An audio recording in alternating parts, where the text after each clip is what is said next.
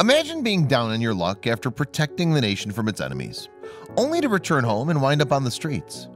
This was Horace Scott's sad reality. But then a philanthropist came into his life and offered him hope in the form of a gift, and 3 words that brought the veteran to tears. Hello, wonderful people. I'm Scott Leffler for WonderBot. And here is Billionaire tells a homeless man 3 words that instantly has him in tears. Before we begin, make sure to smash that like button, subscribe to our channel, and click the notification bell for more amazing videos.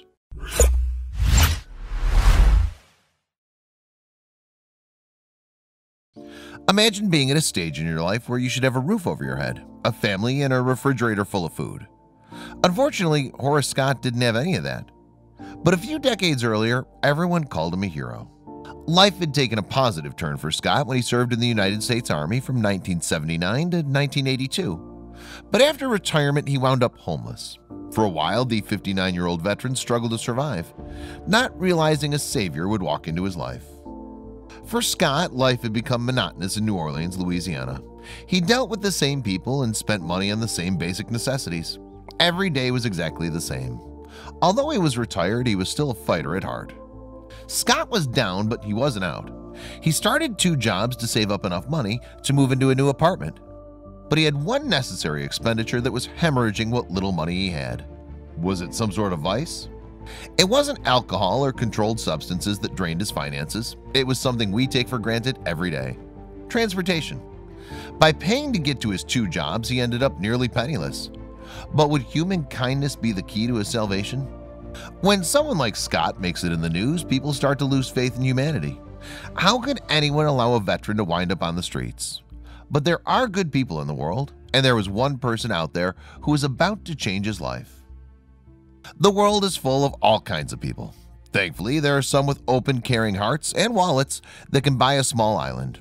One such person just so happened to be a philanthropist named Bill Pult. But how was he able to change Scott's life so quickly? Pult is a CEO of a highly successful financial corporation called the Pult Group. And unlike some billionaires, he actually goes around trying to inspire the average American to be kind and generous. His actions put him on the map for being one of the kindest rich guys ever. One night, Pult went on Twitter and tweeted, "If @RealDonaldTrump retweets this, my team and I will give 2 beautiful cars to 2 beautiful veterans." But would the president respond to this nonpartisan billionaire's request? 2 hours later, President Trump retweeted Pult's tweet and wrote, "Thank you, Bill. Say hello to our great veterans." But was Pult surprised by the president's quick retweet of his response? Not at all. And there's a reason for that. Pult told Daily Mail TV he tends to think outside the box of Trump.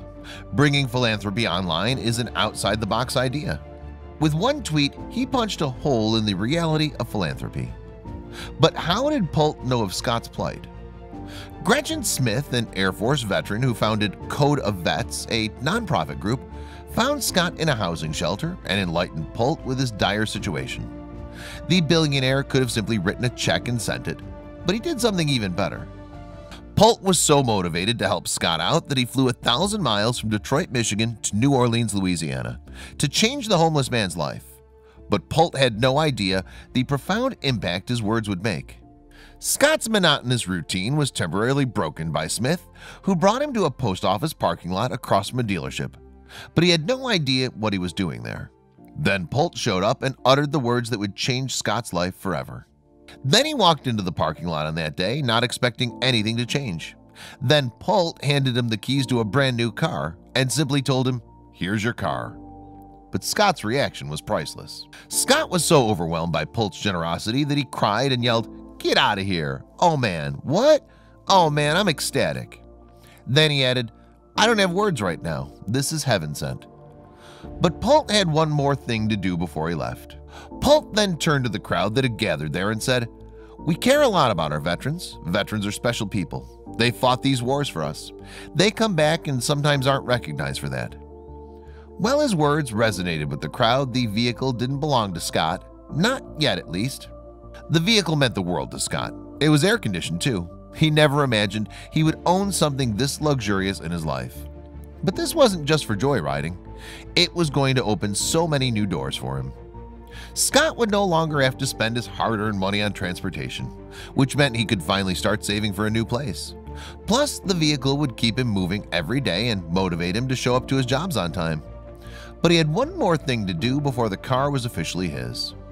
With the keys in his hand, Scott got into his new car and drove across the road to sign the papers at the dealership, so he could officially seal the deal and become the owner of the car. Polk made Scott promise to always give a lift to a fellow veteran if he or she needed help going anywhere, and naturally he agreed. So in effect, it's all about paying it forward. But what did the homeless veteran think about Trump's retweet that led to Polk's generosity? Sitting in his car, Scott gave the president a powerful message. "Commanding officer, I want to thank you, sir, for honoring all vets. We really appreciate you."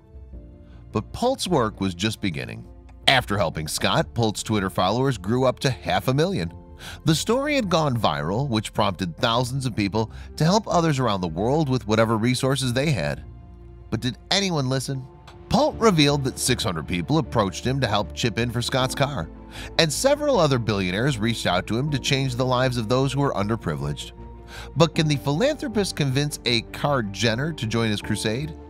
During an interview with Daily Mail TV, Polk stated that he hoped to convince Kylie Jenner to join the world of Twitter philanthropy.